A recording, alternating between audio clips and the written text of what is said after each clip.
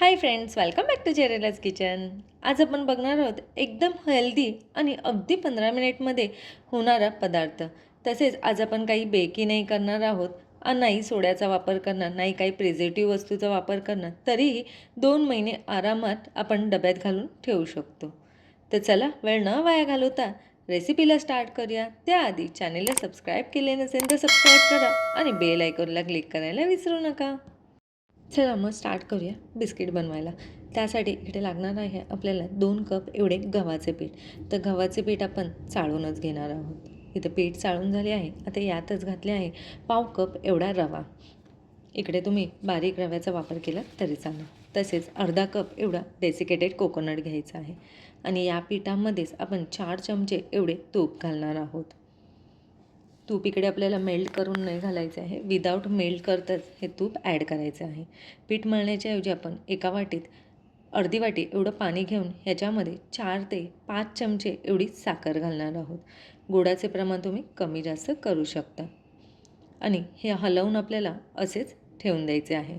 जर तुम्ही खूप गोड जास्त खात असाल तर तुम्ही साखरेचे प्रमाण वाढवले तरी चालेल.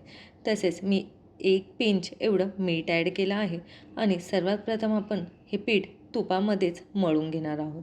सर्व पीठ आपल्याला तुपामध्ये एकदा व्यवस्थित मळून घ्यायचं आहे. तर तुम्ही इकडे बघू शकता म्हणजे तुपामध्ये पीठ मळून झालं आहे.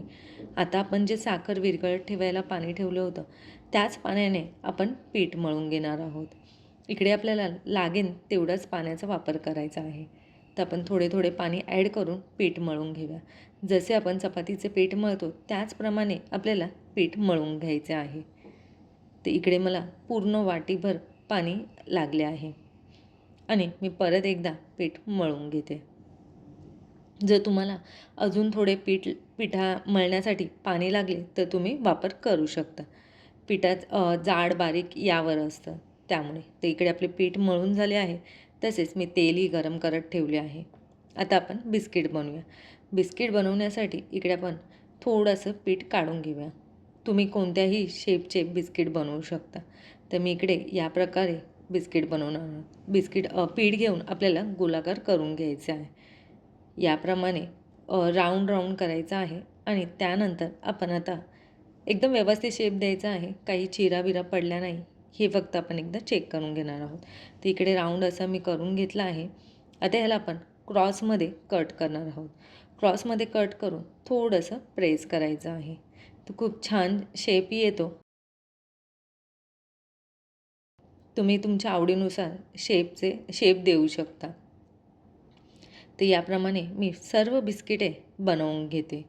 हे बिस्किट आपल्याला बेक करायचे नाही आहे. जसे मी स्टार्टिंगला सांगितले, आज आपण बेकही करणार नाही आहोत आणि सोड्याचाही वापर करणार नाही आहोत. तर इकडे माझे बिस्किट रेडी झाले आहे. आता आपण यांना डीप फ्राय करणार आहोत. त्यासाठी मी तेलही गरम करत ठेवले होते. तेल आपल्याला खूप जास्त कडक गरम नाही करायचं आहे. नॉर्मल तेल गरम झाले की आपल्याला तेलामध्ये सोडायचं आहे.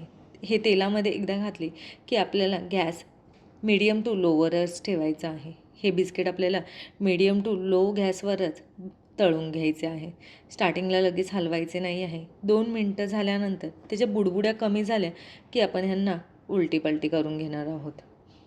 तर याप्रमाणे बुडबुड्या कमी झाल्या आहेत. मी सर्व बिस्किटे पलटी करून घेते. त्याची दुसरी बाजूही आपण तळून घेऊया. तर हे बिस्किट तुम्ही एकदम इझी आहेत. कोणीही हे बिस्किट बनवू शकतात. तर घरी नक्की ट्राय करा. तर दोन्ही साईडने गुलाबी कलर येईपर्यंत आपल्याला हे तळून घ्यायचे आहे. तर इकडे मला 7 ते 8 मिनटं लागले आहे बिस्किटं तळण्यासाठी. तर तुम्ही बघू शकता किती मस्त असा कलर आला आहे. आता हे बिस्किट आपण काढून घेऊया. स्टार्टिंगला हे बिस्किट थोडे नरम लागतात. जेव्हा नॉर्मल टेम्परेचरला येणार तेव्हा हे बिस्किट मस्त खुसखुशीत होतात. तर इकडे आपले बिस्किट रेडी झाले आहे. अगदी 2 मिनटात हे बिस्किट खुसखुशीत होतात. तर हे बिस्किट तुम्ही चहासोबत किंवा नुसतेही खाऊ शकतात. तसेच कुठे लांब ट्रॅव्हल करायचे असेल तर हे बिस्किट तुम्ही घेऊन जाऊ शकता. तर रेसिपी आवडल्यास नक्की लाईक करा अँड शेअर करा.